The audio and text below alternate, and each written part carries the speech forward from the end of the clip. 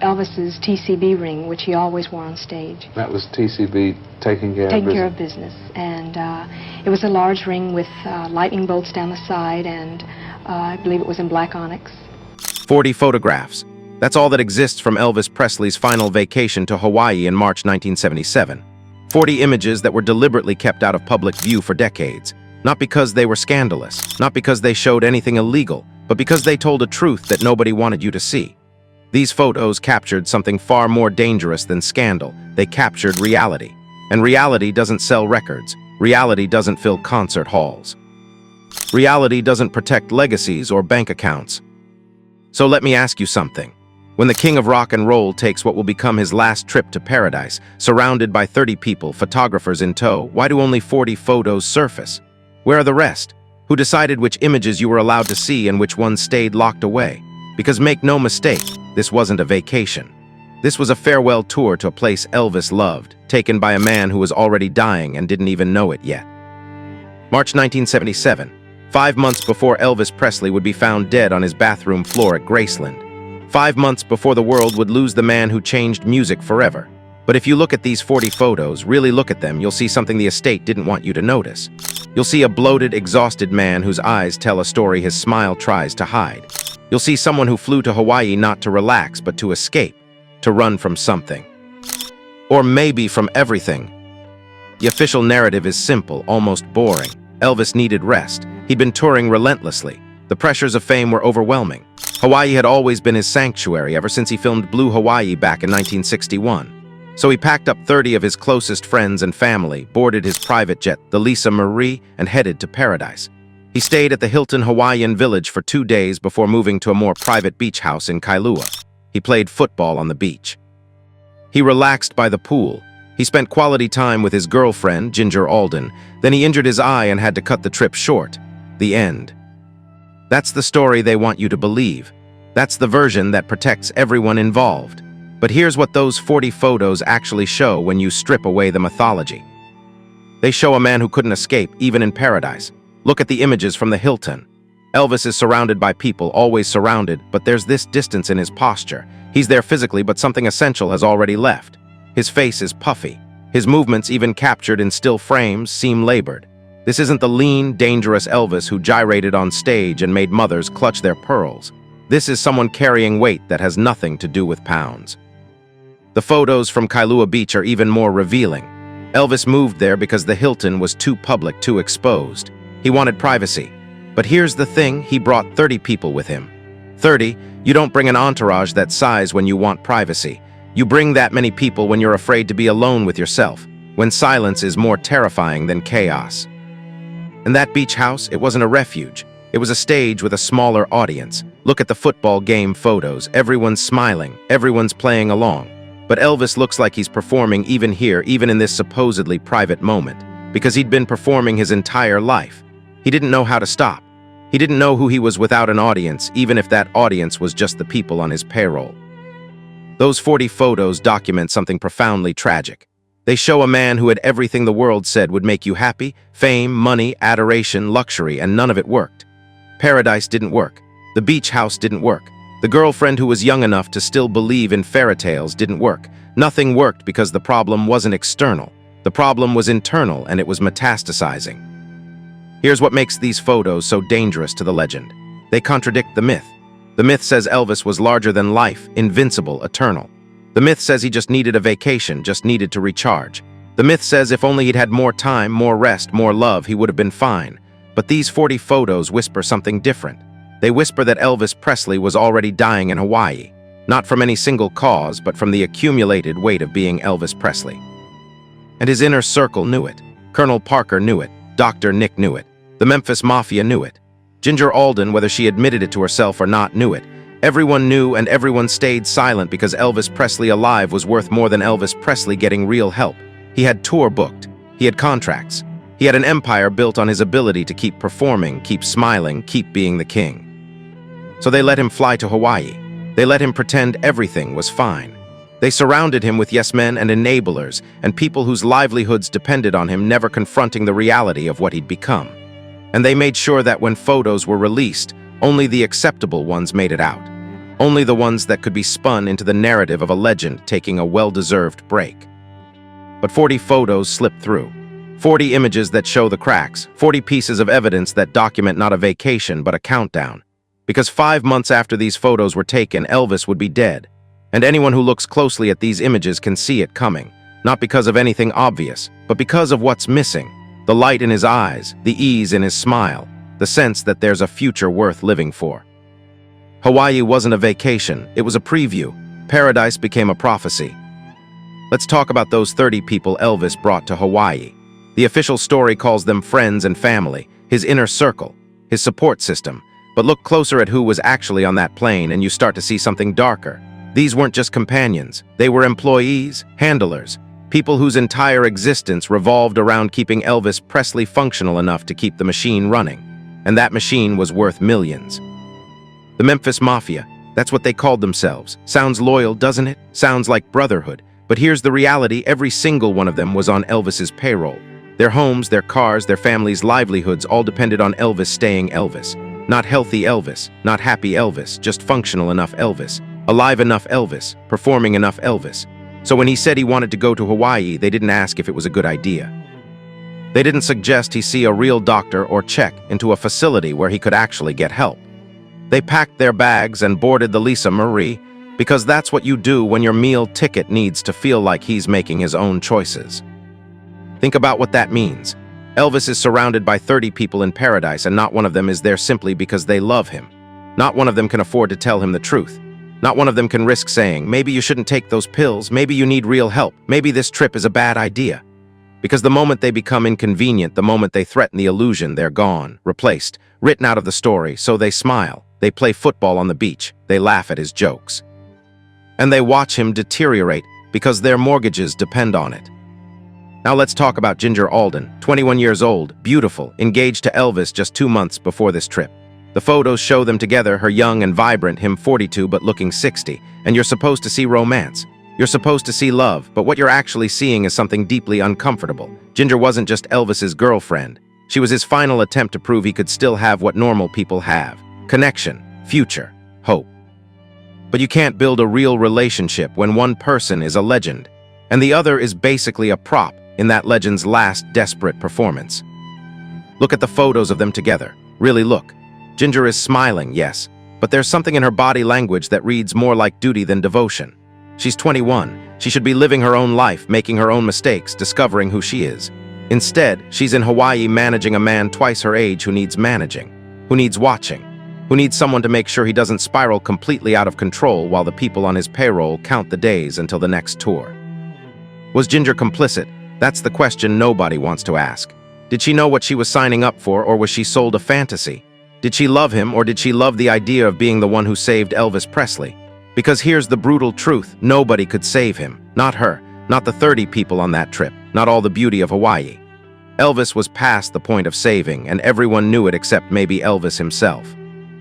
Then there's the move from the Hilton Hawaiian Village to the beach house in Kailua. The official story says Elvis wanted more privacy. But privacy from what? From whom? He brought 30 people with him. If you want privacy, you go alone. You take maybe 1 or 2 people you actually trust. You don't relocate an entire entourage to a different location. So what was he really running from? He was running from being seen, not by fans. He'd been dodging them his entire career. He was running from being seen by himself. The Hilton had mirrors, it had other guests, it had a reality that was harder to control. The beach house in Kailua offered something different. It offered the illusion of normalcy, a house instead of a hotel, a private beach instead of a resort pool. The ability to pretend, even for a few days, that this was just a normal vacation taken by a normal person living a normal life. But the photos from Kailua betray that illusion. There's the famous beach football game. Everyone's playing, everyone's smiling. Elvis is in the middle of it, supposedly relaxed and happy, but look at his face. He's performing. Even here, even in this supposedly private moment with people who supposedly care about him, he's giving a performance. Because Elvis Presley didn't know how to exist without performing. The mask had been on so long it had fused to his face. And then there's the story about the stranger in the store. Elvis allegedly paid someone's bill without them knowing who he was. It's been painted as this beautiful moment of generosity. Elvis the kind soul, Elvis the humble giver. But let me offer you a darker interpretation. Elvis paid that bill because for 30 seconds he got to be just a guy doing something nice. Not the king of rock and roll, not the legend, not the commodity. Just a human being performing an act of basic human kindness. And the fact that this is considered noteworthy, the fact that this became a story worth telling, shows you how rare those moments were. How trapped he was inside his own mythology. Every photo from this trip shows the same thing, a man surrounded by people and utterly alone. 30 people on that trip and not one of them could save him, not one of them even tried, because saving Elvis would have meant stopping Elvis. And stopping Elvis would have meant financial ruin for everyone involved. So they played along. They smiled for the cameras. They made sure he took his pills. They kept the machine running for 5 more months. And when it finally broke down in August, they all acted surprised. They all claimed they didn't see it coming. But it's right there in those 40 photos. A hostage situation disguised as a vacation. A man imprisoned by the people who claimed to love him. Paradise as a cage with a beautiful view. March 12, 1977. The day everything fell apart. The official story is almost laughably simple. Elvis was at the beach. Sand got in his eye. It caused irritation. His doctor examined him and decided they needed to return to Memphis for proper treatment. A minor mishap that cut the vacation short. Unfortunate timing, but nothing sinister. Nothing unusual, just bad luck. Except none of that adds up. Let's start with the basics. Elvis Presley had been going to beaches his entire adult life. He filmed Blue Hawaii in 1961. He'd been to Hawaiian beaches dozens of times. He knew how sand worked. And suddenly, at age 42, on what would become his final trip to paradise, he gets sand in his eye severe enough to require an emergency return to Memphis. You don't find that convenient? You don't find that suspiciously timed? Here's what the timeline actually shows. Elvis arrived in Hawaii on March 4th. By March 6th, he'd already moved from the Hilton to the Kailua beach house, supposedly seeking more privacy. For 6 days, everything was reportedly fine. He played football. He relaxed by the pool. He spent time with Ginger. Then on March 12th, suddenly there's a medical emergency serious enough to abort the entire trip. Not just Elvis going home, the entire 30-person entourage packing up and leaving. Over sand in an eye. But let's talk about what the photos from those final days actually show. If you can find images from March 11th and 12th, look at Elvis's face. Look at his eyes specifically. There's disorientation there. There's a puffiness that has nothing to do with sand and everything to do with what was happening inside his body. Elvis wasn't just tired. He wasn't just sunburned. He was exhibiting signs of something much worse. Withdrawal, chemical imbalance, system failure. And then there's Dr. Nick, George Nishapoulos, the man who would later have his medical license suspended for overprescribing medications to Elvis and other patients. Dr. Nick was on that trip. He was part of the 30-person entourage. So ask yourself, if Elvis had a simple eye injury, why did they need to fly back to Memphis? Dr. Nick was right there. He could have treated a minor eye irritation. Unless, of course, the eye injury wasn't the real problem. What if the sand in the eye was a convenient excuse? A plausible reason to cut the trip short that didn't involve admitting the truth? Because here's what likely happened. Elvis was deteriorating, rapidly.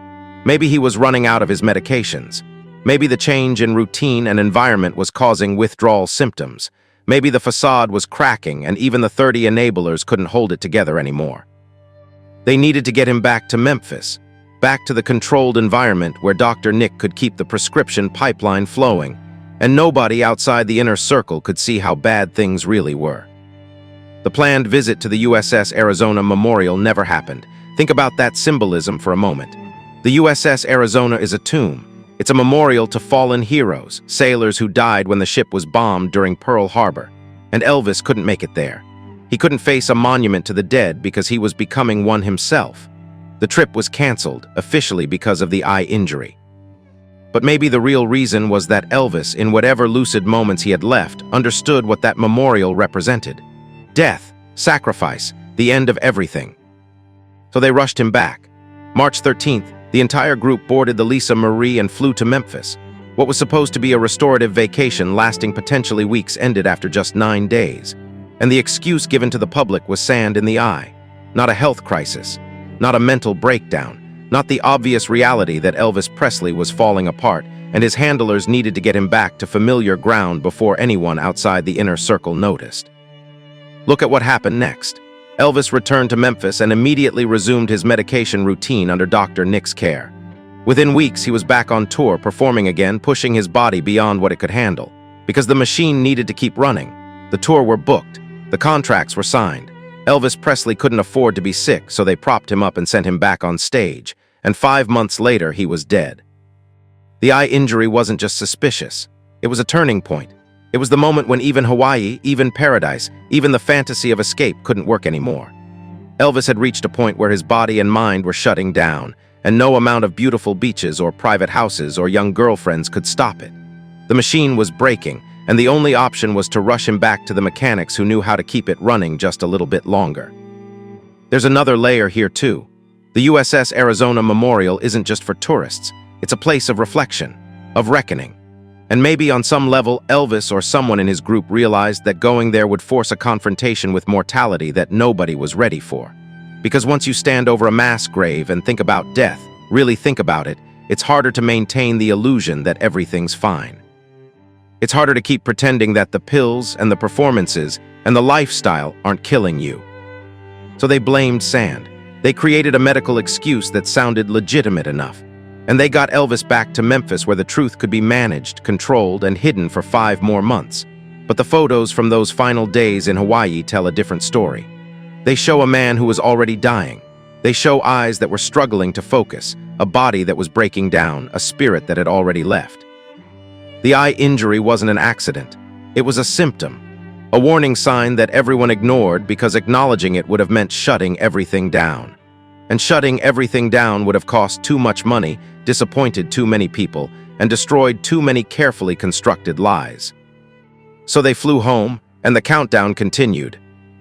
August 16, 1977, 156 days after Elvis left Hawaii.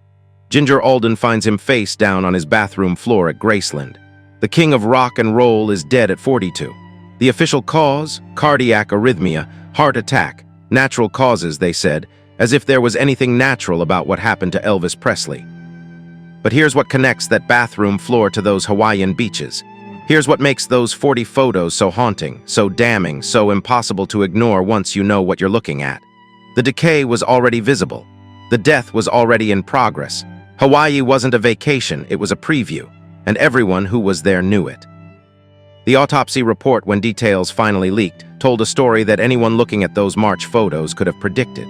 Enlarged heart, diseased liver, a colon so impacted and damaged that it was nearly twice the normal size, a body systematically destroyed by years of prescription drug abuse. And in his system at the time of death, 14 different drugs, not street drugs, prescription medications, all provided legally by doctors who knew exactly what they were doing. Now go back to those Hawaiian photos. Look at Elvis's face. The puffiness isn't just weight gain, it's fluid retention from organ failure. The glassy eyes aren't just tiredness. They're the look of someone whose body chemistry is fundamentally wrong. The labored movements aren't just age. They're the physical manifestation of a system shutting down. Every single warning sign was there in Hawaii. Every single red flag was waving, and 30 people saw it and said nothing. Why were these photos kept hidden for so long? Because they're evidence, not of murder exactly, but of negligence, of exploitation, of a collective decision by everyone who profited from Elvis Presley to let him die slowly rather than interrupt the cash flow. These photos document the final stage of that death. They show a man who needed intervention, who needed rehab, who needed people to care more about his life than their paychecks. And they show that he didn't get any of that. Let's focus on one photo specifically. There's an image from the Kailua beach house. Elvis is sitting, supposedly relaxed. Ginger is nearby. Other people are in the frame. Everyone's smiling, but look at Elvis's posture. He's slumped. There's no energy in his body. His smile doesn't reach his eyes because there's nothing behind those eyes anymore. He's not present. He's not really there. He's already somewhere else, already slipping away, and the camera captured it. That's why this photo stayed buried. Because it shows the truth. It shows a dead man who hadn't stopped breathing yet. And where's Ginger in all of this? Look at the photos of them together. Look at her body language. She's not leaning into him. She's not seeking connection. She's managing. She's maintaining. She's playing her role in the performance. Whether she understood what was happening or not, whether she was complicit or just naive, the photos show a young woman who was part of the machinery, part of the system that kept Elvis moving forward even as he was dying. 5 months, that's all the time left after Hawaii. 5 months of tour that should never have happened. 5 months of performances that destroyed what was left of his body. 5 months of Dr. Nick prescribing more pills, more medications, more chemical solutions to problems that couldn't be solved with prescriptions. And everyone kept quiet. Everyone kept the secret. Because Elvis Presley alive and performing was worth millions. Elvis Presley in rehab was worth nothing. Here's the final tragedy. Hawaii was supposed to be his refuge, the place where he'd found peace before, the location that represented escape and beauty and simplicity. But by 1977, even Hawaii couldn't save him. Even paradise couldn't provide what he needed. Because what Elvis needed was for someone to love him more than they loved his money. What he needed was for someone to have the courage to say no, to stop the tour, to cut off the pills. To force him into real treatment, even if it meant career suicide, financial loss, and the end of the empire. Nobody did that. Not in Hawaii, not in Memphis, not ever. So Hawaii became something else. It became a preview of the end. It became the place where the illusion finally cracked wide enough that even 30 enablers couldn't hide it anymore. It became the location where Elvis Presley's body started the final shutdown process that would end 5 months later on a bathroom floor. Those 40 photos aren't just rare. They're not just unseen. They're evidence of a crime, not a legal crime maybe, but a moral one. They document the last time Elvis tried to escape, tried to find peace, tried to be something other than the machine everyone needed him to be. And they document how spectacularly, tragically, inevitably he failed. Because you can't escape yourself. You can fly to paradise. You can bring 30 people to insulate you from reality. You can play football on the beach and pay strangers' bills and pretend everything's fine. But if the problem is internal, if the rot is inside you, if the people around you care more about what you can give them than whether you survive, then paradise becomes just another place to die slowly. That's what these 40 photos show.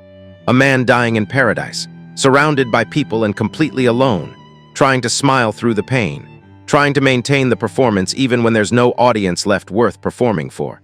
And 5 months later, when his body finally gave out, when the medications finally stopped working, when the machine finally broke down for good, nobody could claim they didn't see it coming. It's right there in those 40 photos, the prophecy, the warning, the evidence of exactly how we kill our legends, not with bullets or assassinations, but with enablement, with greed, with the collective decision to take everything they can give us and then act surprised when there's nothing left. Hawaii wasn't Elvis's last vacation, it was his last chance, and we all watched him miss it. These 40 photos are just the beginning. If you want to see more stories they tried to keep hidden, more truths about the legends we lost, hit subscribe right now. Turn on notifications because the next investigation drops soon and you won't want to miss what we uncover. The question isn't what happened to Elvis. The question is, who's next? Drop a comment if you see what I see in these photos. Let's talk about what they're still hiding.